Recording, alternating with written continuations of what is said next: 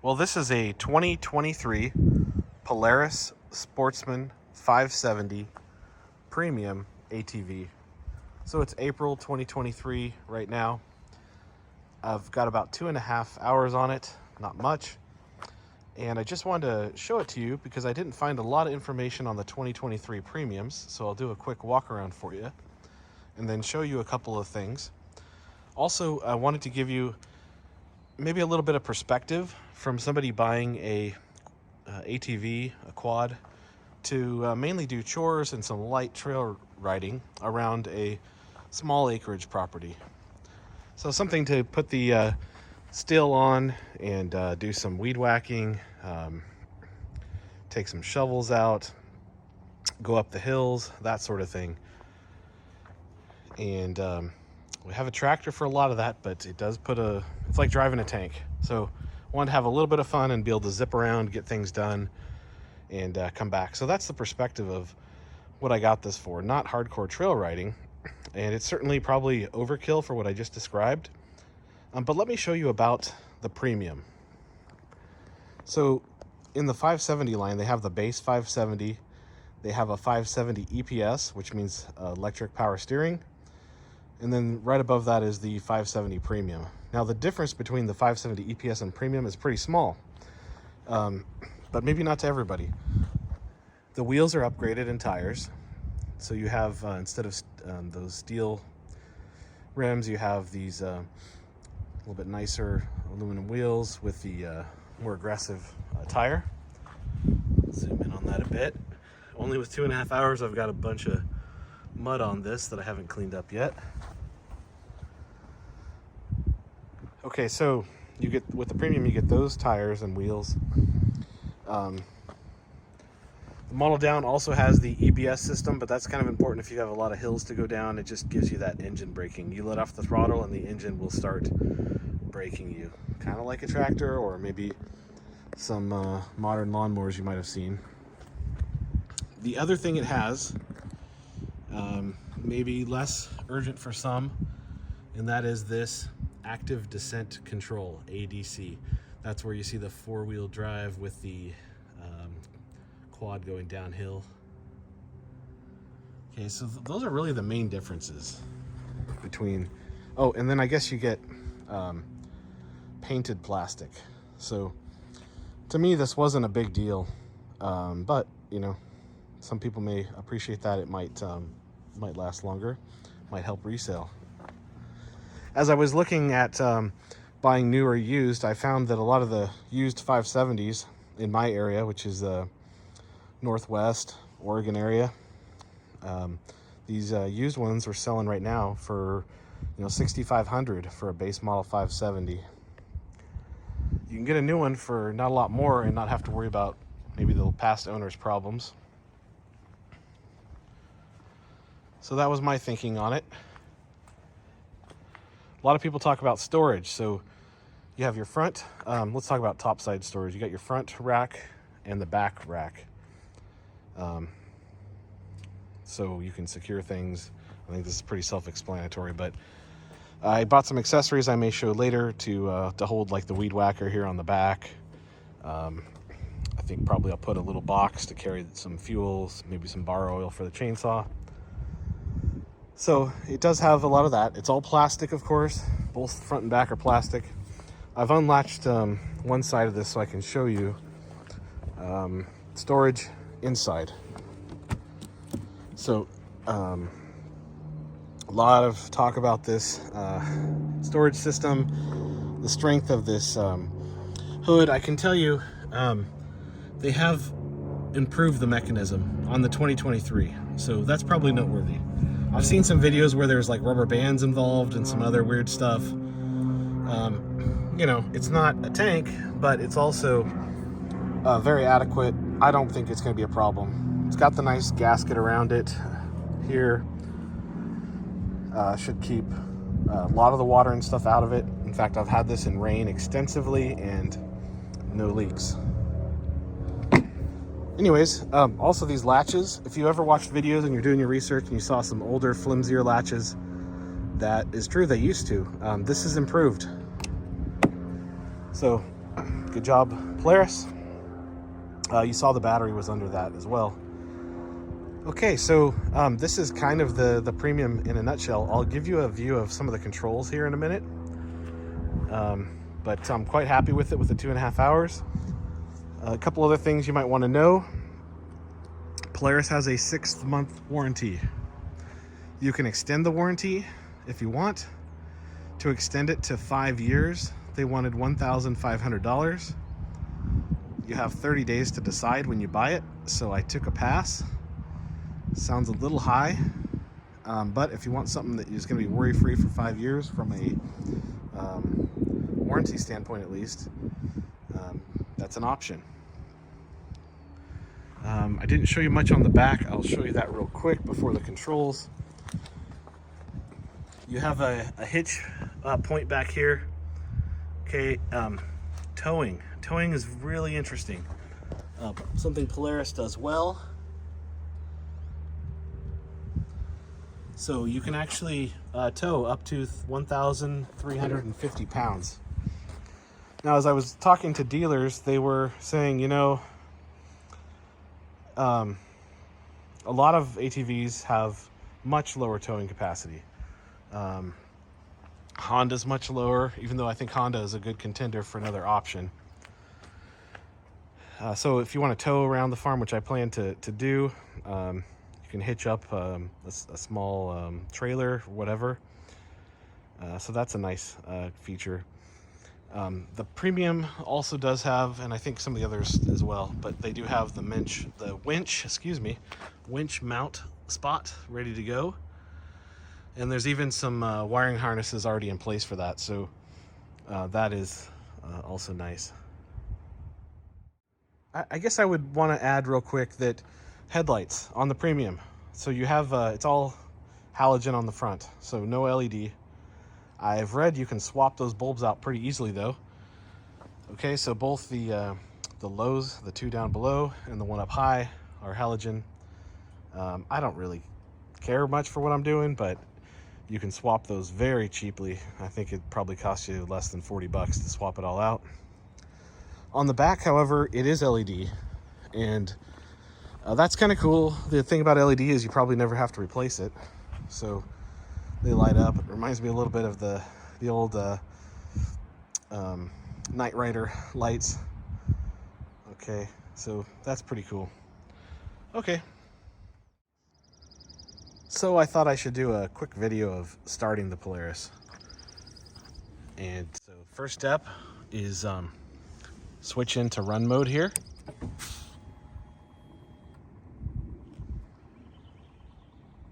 You see the display lights up. You can also, I don't know if you heard it when I first turned it on, but you can hear the pump start going. I think it's a fuel pump. All right, and then you have your key here. And oh, I didn't show this before, but here's your park. And what else do we have? So I guess that's it. Let's just show you that we're in park. This is the shifter we didn't talk about. So and I've set the handbrake. There's a little latch that locks it. So in order to start it, you have to have the handbrake on. You have to have the run position on the red button there. Then you turn the key. So let's listen to that.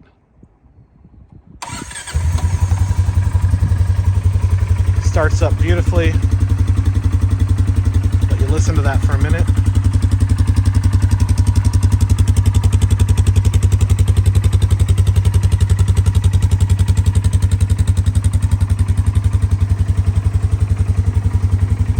Just really purrs. So in fact, why don't we look a little more at the controls here in just a minute. So one thing that's really cool about the Polaris is this display, and you can see your miles per hour, the RPMs of the engine. You can also see engine hours, and there's some trip counters. So here you have miles per hour in two places. You have your your 6.5 miles that we've driven. The trip counter one, which is the same right now, and 2. And your battery voltage, kind of cool. And your engine hours, so we're at 2.5 hours so far, 2.5 hours. Down there at the bottom is the time. that it must be thinking it's midnight. I'll have to fix that. Military time. Your service interval, so it's saying in 22.6 more hours we should do our first service. You can configure that how you want. And then there's this mode option here, which just simply changes the top line between miles per hour and RPMs. And I'll go ahead and turn it, actually I need to leave it on to show you all these controls. If I hold the mode button in, it shows you options. And so miles per hour units, Fahrenheit is the temperature units. There's the clock, so if I want to fix the incorrect setting for 12:30 noon, I can do that. The color, so you can choose between blue and kind of a reddish, yellowish color, which would probably be good for nighttime. The brightness level, which I have cranked up. And there you hear the fan turn on, just because I'm kind of idling after a ride. You can set your service hour interval, and those are your. Oh, and then EPS, so the electronic power steering. This is kind of cool because here you can actually pick between high, medium, low, and I have it set to high right now. And that was the last feature there. It timed out as I was talking. Just to look at controls, got your headlights off, low, high. High turns on the top light. And you've got your reverse speed button. This just lets you go faster in reverse. I don't think I'll ever use it. This lets you turn the engine off. You can go left or right to turn it off. Over here you have your four-wheel drive. This is worth looking at. In fact, let me go ahead and shut it off. And then now you can hear me a little better. If we look at the right-hand side, you've got a selector between 2x4, 4x4, or a 4x4 with like a picture of a truck going downhill. That is active descent control. And that way to look at it is it's kind of like four-wheel drive for when you're going downhill. And it will work in conjunction with your EBS, your engine braking system. And then down here is your throttle, thumb throttle. That's pretty much it on that side. And then we talked this side through. I just didn't talk about the handbrake. The handbrake is for the both front and back brakes. There is a foot pedal for back brake only.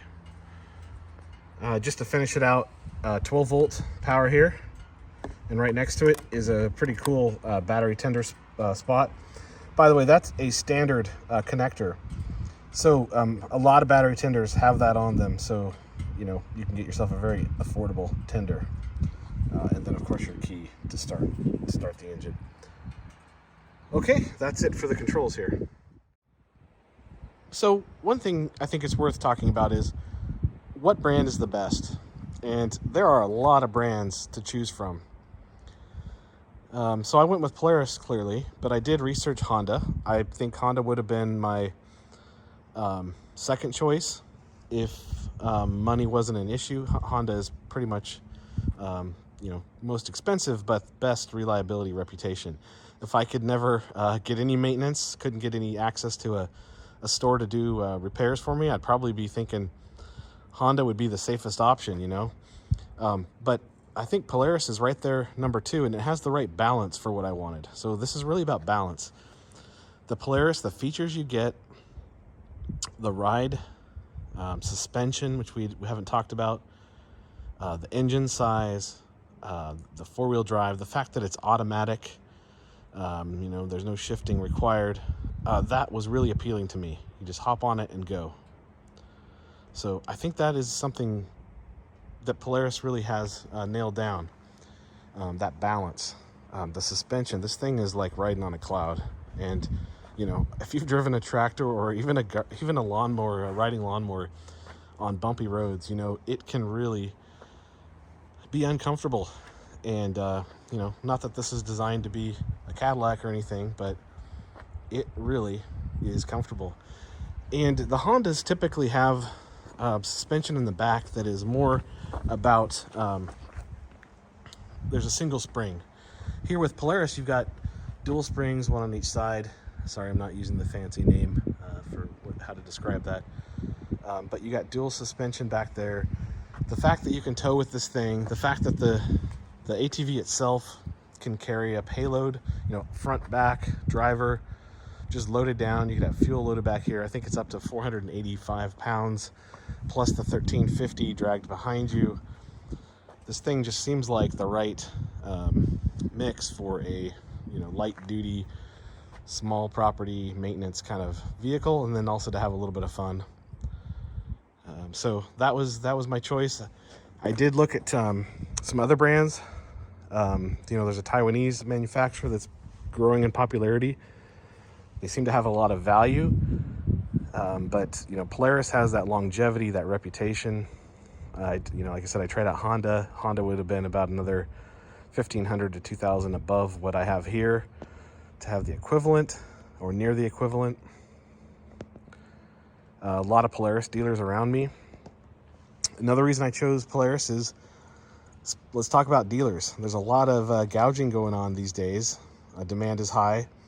A lot of dealers were tacking on $1,500 adders, sometimes more, various fees, some of them that Polaris even allows.